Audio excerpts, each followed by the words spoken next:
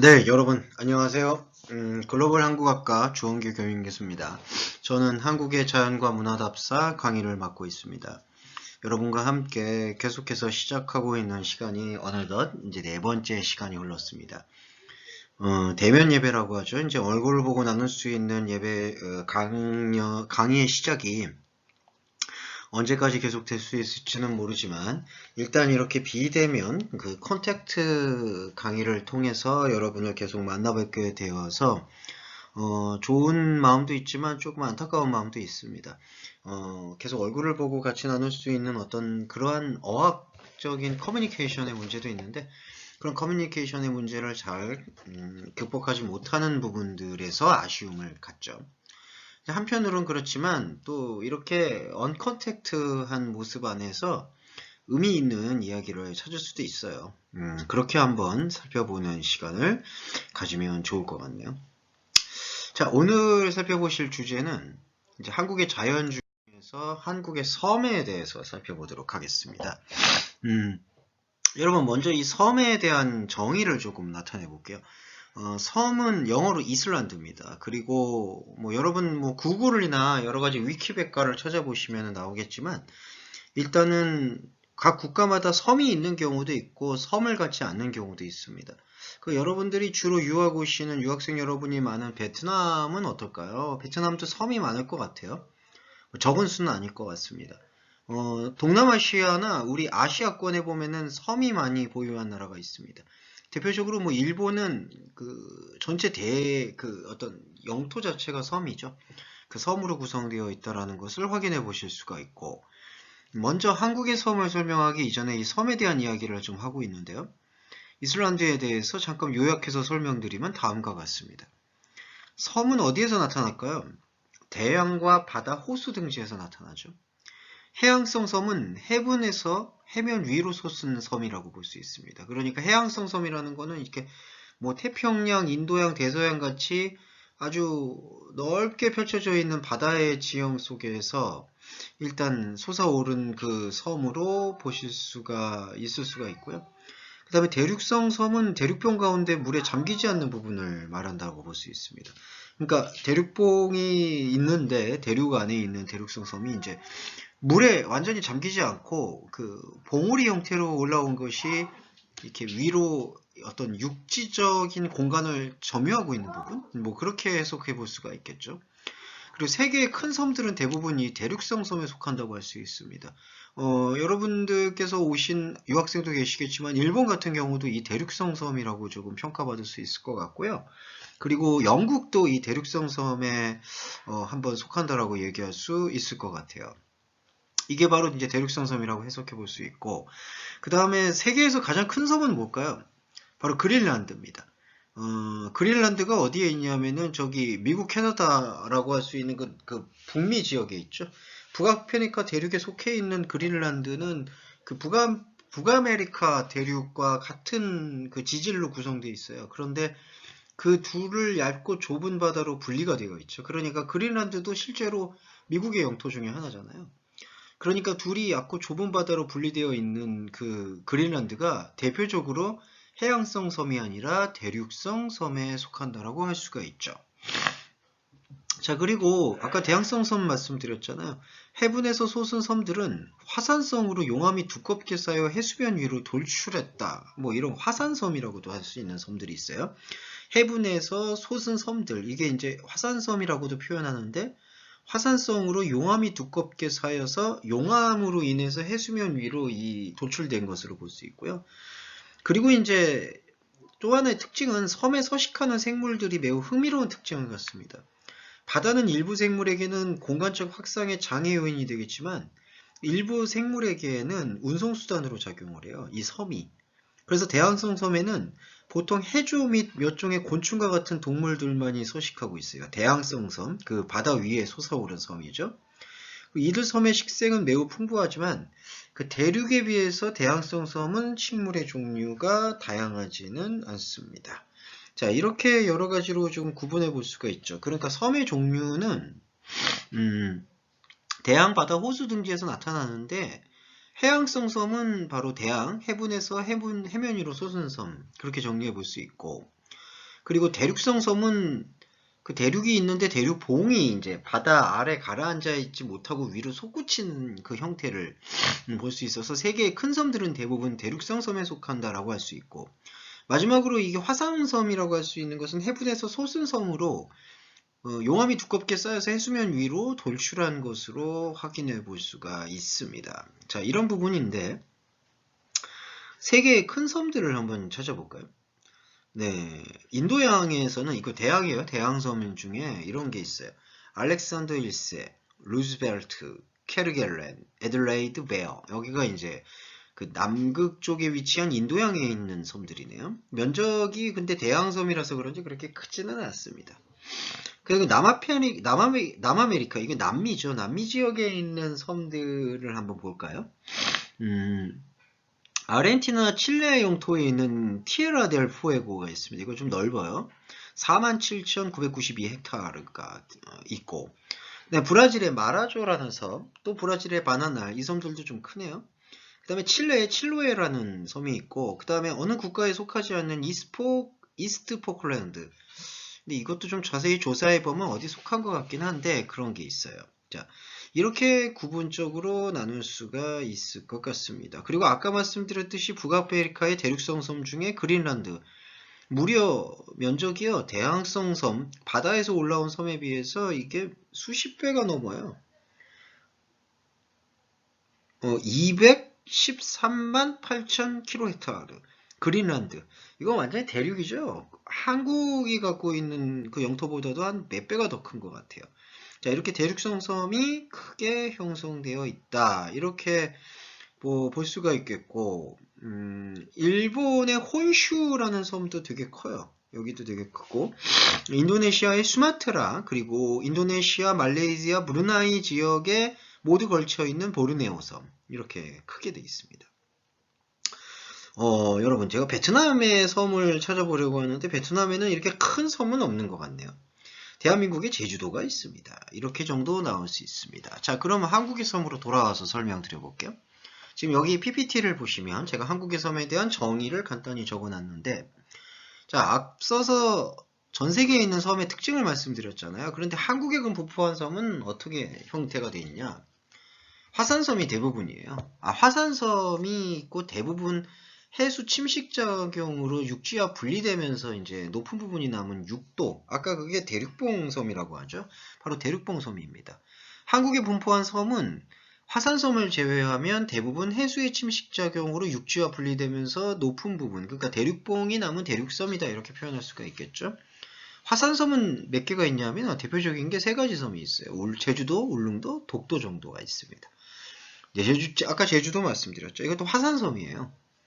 그래서 따라서 그러니까 이 제주도, 울릉도, 독도인 그 화산섬을 제외하면 그 대부분 한국에 분포한 섬이 해수 침수 작용으로 육지와 분리되면서 대륙봉으로 높은 부분이 남은 육도라고 하죠. 이거를 또 한자로 육도라고, 이제 육지 육자에다가 도서 도자를 써서 육도라고 표현을 하는데, 그 해수의 침수 작용으로 육지와 분리되면서 높은 부분이 남은 육도이기 때문에 섬의 경사가 비교적 급하고 평지가 적어요.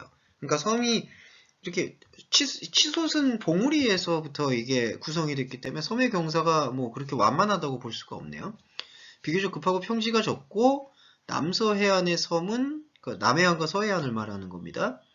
그 조류와 해류의 퇴적작용으로 되게 넓은 간석지가 발달되어 있다. 그러니까 동해에 비하면 남해안과 서해안의 섬은 그 조류가 일단 뭐 철새들이 많이 와서 머물기도 하고요. 그리고 이제 그 조수 간만의 차가 크잖아요. 그러다 보니까 해안선도 균등하지가 못하고, 그러다 보니까 이제 해류가 여러 가지 퇴적작용을 섬에 일으키는 것 같아요. 그러다 보니까 그 어떤 모래가 쌓이고 바다의 물물과 썰음의 흐름에 의해서 조금 간석지가 발달되어 있다고 할 수 있죠. 그러니까 한국의 섬의 특징을 간략히 말씀을 드렸어요. 자, 정리해보면 전 세계의 섬은 대양성, 그 다음에 육도라고 할 수 있는 대륙성, 대륙봉에 의한 섬, 그리고 화산섬 등으로 구성되는데, 한국의 섬은 제주도, 울릉도, 독도 등의 대표적인 섬인 화산섬을 제외하면 대부분 대륙 육도라고 표현되어 있는 대륙봉에 의한 섬이다. 이렇게 정리해 볼 수가 있을 것 같아요. 한국의 섬 지역이 갖는 특징 중에 하나입니다.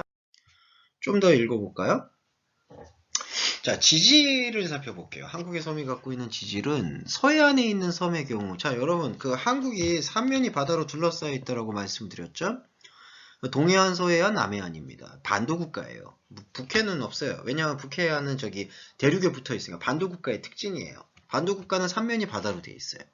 자, 그런데 이 서해안에서 지질, 섬의 지질을 좀 살펴볼까요? 지질은 서해안의 섬의 경우에는 규암과 성령, 편마암, 화강암, 석영반암 등이 제법 많아요.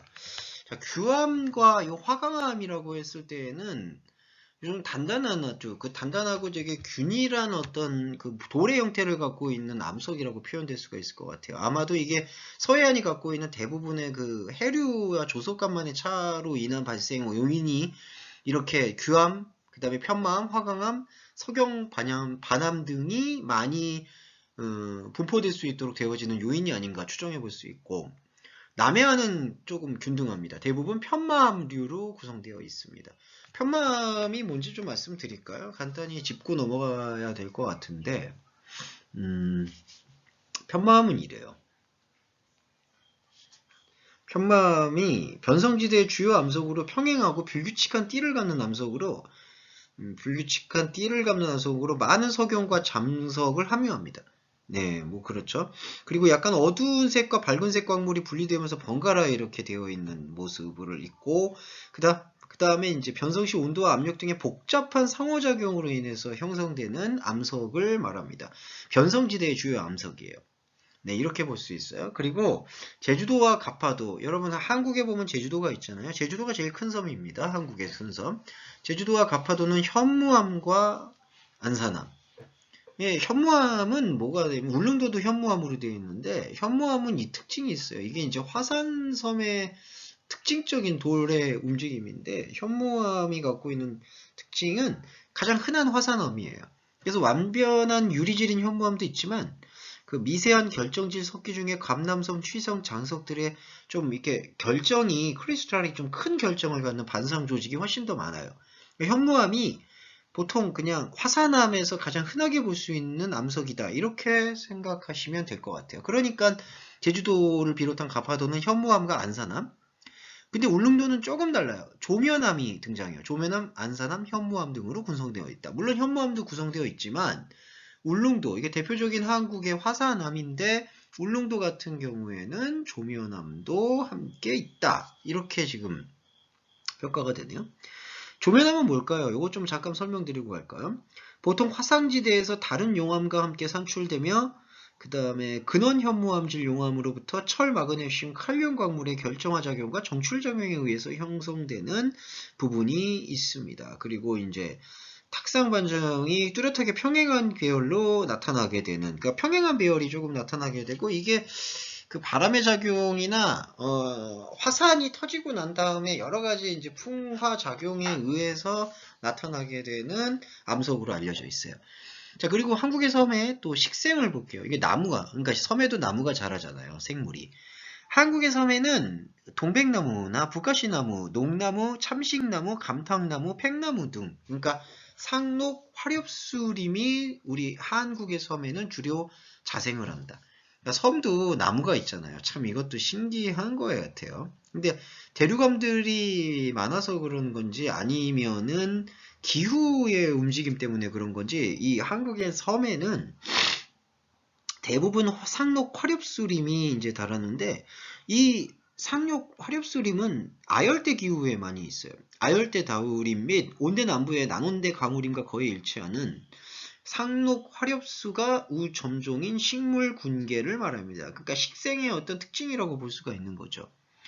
열대와의 아열대 다우림, 온대 남부의 난온대 다우림, 그 다음에 경계와 같고, 그 다음에 이 군계가 발달하는 지역이 지금, 그러니까 낙엽수와 침엽수가 섞이는 게 상록 화렵수림대라고 할 수가 있는데, 이게 이제 그 우리나라의 남해안 그리고 제주도의 저지대 쪽에 많이 위치하고 있고요. 일본 지역에서는 이 쿠슈와 시코쿠, 호이슈의 남반 등에서 이 상록 화렵수림이 대부분 보이고, 중국엔 양자강 이남에 이게 분포하고 있어요. 이게 바로 이제 식생의 특징입니다. 한국의 섬이 갖고 있는. 조금 더 읽어볼까요? 그다음에 규모와 행정적 요인을 볼게요. 그러니까 섬에도 사람이 살아요. 그러니까 섬이 적은 규모만이 아니니까 작은 규모의 그런 부분들도 상당히 많을 수는 있겠죠. 하지만 자, 점의 규모와 형질적 요인에 따라서 사람이 살고 있기 때문에 이게 행정에 미치는 영향이 있는 거예요. 그래서 이제 군청이 있는 섬, 이게 군청이라는 게 이제 그 한국은 시, 군, 도로, 군, 죄송해요. 도, 시, 군, 뭐, 면, 읍, 이렇게 나누어지거든요. 행정 요인이, 행정 구역이요. 그때 이제 섬은 어떻게 규모에 따라서나 행정의 편의상에 따라서 군청이 있다라 그러면 거기는 군도가 되고, 면사무소가 있다라 그러면 면도를 제외한 섬을 낙도라고 불러요. 그러니까 이게 크기별로예요. 군도가 제일 크고요. 면도가 그 다음이고 낙도가 제일 작아요. 그러니까 좀 어떤 문명이나 어떤 움직임 그런 것들은 군도가 제일 원활하겠죠. 군청이 커요, 이게. 어디 군청의 규모는 그러니까 군청 다음이 면이에요. 그러니까 군청 다음에 면사무소가 있는 거, 군도, 면도 이렇게 하니까 군청이 제일 크고, 군도가 제일 크고, 그 다음이 면도, 그 다음에 면도 중에서도 작은 건 낙도라고 표현을 해요. 그리고 섬의 수효는 매년 간척 사업으로 매립이 되거나 교량 방조제 등 육지와 연결되어서 감소하고 있어요. 그러니까 여러분 섬이 여의도도 여러분 섬이에요. 보면 여러분 구글 검색해 보시면 서울 안에 섬이 있는데 바로 여의도예요. 그것도 원래 섬이었어요. 근데 그 누구도 이제 섬이라고 안 부르죠. 왜냐하면은 대교 다리로 다 연결이 돼 있으니까. 그래서 그 섬도 육지와 연결되어 있다라면은 그거를 그 섬이라고 이제 치지 않거든요. 섬이라고 이제 카운트를 안 한다 이 얘기죠. 그래서 매년 또 다리가 연결돼서 섬으로 기능을 끝난 거고, 또 하나는 자, 섬과 육지를 간척 사업으로 메워주는 거예요. 간척 사업 여러분 아시죠? 모래, 그 다음에 돌, 그렇게 육지를 바다를, 얕은 해수면의 바다 지역을 그게 돌과 모래를 메워서 땅으로 만들어버리는 그 작업을 간척 사업이라고 합니다. 한국에는 간척 산업을 많이 해요. 서해안 같은 경우에는 바로 조수간만의 차로 인해서 해안선이 불균형하고 여러 가지 어떤 해안 형질이 있기 때문에 그걸 간척 사업으로 평평하게 만들어서 육지화를 시키면 거기에 개발할 수 있는 여지가 많아지기 때문에 간척 사업을 많이 하니까 섬도 간척 사업으로 인해서 계속 줄어들고 있죠. 그러니까 계속 그 수요가 줄어들어요. 그러니까 한번 보실까요? 2016년에 한국의 국토교통부 지적통계연보에 따르면 이거 지적통계라는 게 뭐냐 하면은 지적도 아시죠 여러분? 지도의 어떤 행정구역을 말하는 건데 국토교통부의 지적통계연보에 보면은 한국에는 총 현재 2016년에는 3,677개의 섬이 있었어요. 그리고 유인도와 무인도로 나눠요. 자, 이것도 신기하죠? 유인도가 뭘까요? 사람이 살고 있는 곳. 그러니까 Human Being Island, 유인도가 486개예요. 무인도가 3191개예요. 무인도는 뭐냐? Not Human Being Island. 그러니까 사람이 살 수 없는 곳이에요. 2016년 통계에서는 3,677개가 있는데 지금 2020년이잖아요. 한 4년 지나서 그 섬의 수요가 조금 차이는 있어요. 많이 계속해서 줄어들고 있는 거죠. 근데 여기서 제가 통계를 말씀드렸을 때 섬이 사람이 살만한 그런 형태가 잘 못 된다라는 걸 반증해주고 있는 것 같아요. 왜냐하면 그중에 유인도가 486개, 무인도가 3,191개니까 사람이 많이 살지 않는 곳으로 좀 평가받을 수가 있는 거죠. 섬에서는 그렇기 때문에 기후 환경이나 여러 가지 문제 때문에 그렇게 잘 표현하지 못하고요. 대체로 섬은 서해안과 남해안에 많이 분포하죠. 왜냐하면은 아까 방금 전에 말씀드렸지만 이 반도에서도 지금 동해안은 그렇게 조수간만의 차가 급격하지가 않아요. 그러니까 원만하죠. 대체적으로 원만한 편입니다. 그렇지만 서해안과 남해안은 달라요. 역시 대서양, 인도양의 흐름에 의해서 그리고 북대서양 고기압이나 여러 가지 기후변화에 의해서 서해안과 남해안에 위치한 섬은 그러니까 이 해안선의 그 조수간만의 차가 복잡하기 때문에 해안선의 움직임조차 균질하지 않기 때문에 섬이 많아요. 그래서 서해안과 남해안에 섬은 많이 분포한다. 우리가 알고 계시는 그 대표적인 섬 제주도도 남해안에 있죠. 근데 예외인 섬도 있죠. 울릉도와 독도, 화산암 섬인데 대표적으로 다 동해에 위치해 있어요. 나머지는 서해안에 모여 있다. 이렇게 보시면 되겠고 자, 좀 더 살펴볼게요. 한국의 섬을 이제 그 지형별로 나눠서 볼게요.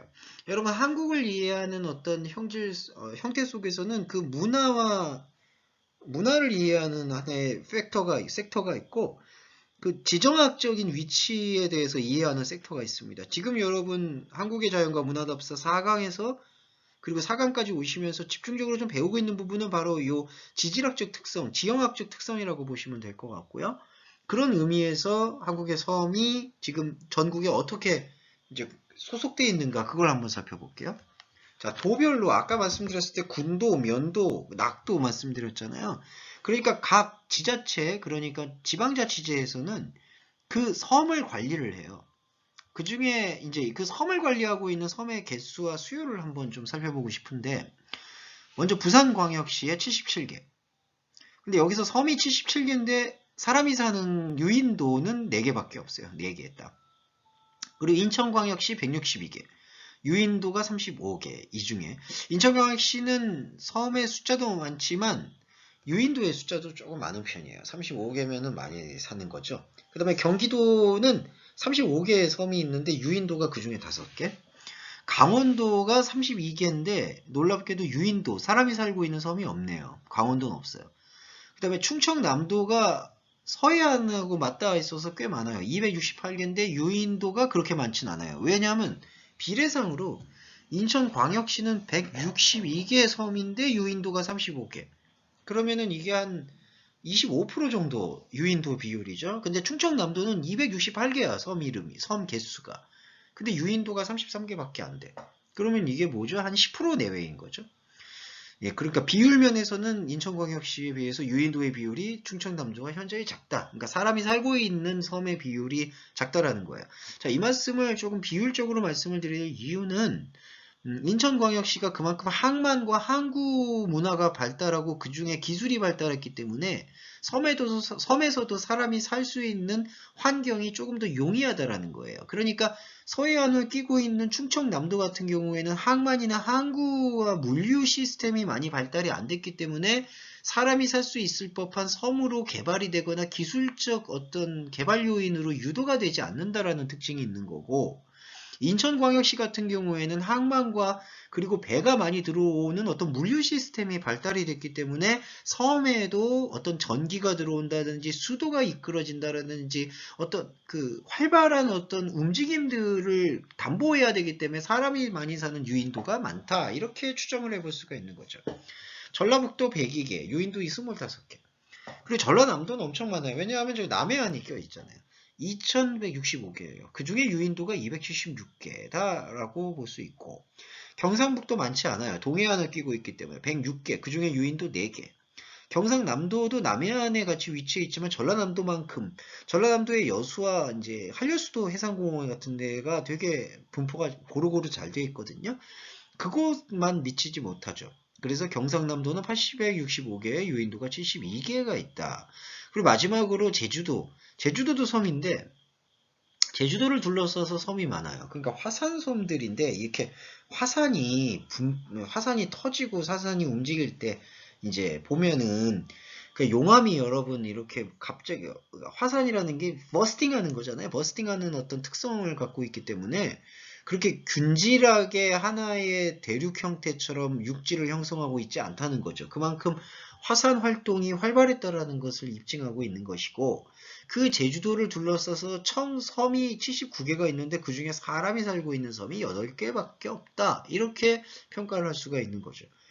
그러면 여러분 지금 이 반도 국가인 대한민국에서 가장 활발하게 사람이 살고 있고 활동하고 있는 지역은 어디냐? 전라남도라고 볼 수 있다. 전라남도가요, 여러분 반도 국가 중에 그러니까 그 서남 방향에 위치해 있는 행정구역을 말을 하는 겁니다. 여기서 행정구역에서 유인도가 276개 정도나 있다는 것은 계속해서 어떤 교류가 있다라는 얘기고, 이 의외로 이 전라남도가 일본과 중국과 교역이 활발해요, 상당히. 네, 그렇게 활발하다고 볼 수 있고, 인천광역시는 약간 그 어떤 그 아시아만이 아닌 어떤 유라시아 대륙의 허브 역할로 많이 각광을 받습니다. 그러니까 물류센터, 그러니까 물류 전진기지 역할을 많이 하고 있다는 것이죠. 전라남도는 근데 물류적 기능으로 많이 쓰이진 않아요, 섬이. 그냥 어업에 또 종사하는 분들이 많다라고 볼 수 있습니다. 자, 이렇게 지금 저희가 한국의 섬에 대한 정의와 한국에 대한 섬을 간단히 좀 나눠봤어요. 자, 좀 쉬었다가 다음 시간에 다시 보겠습니다.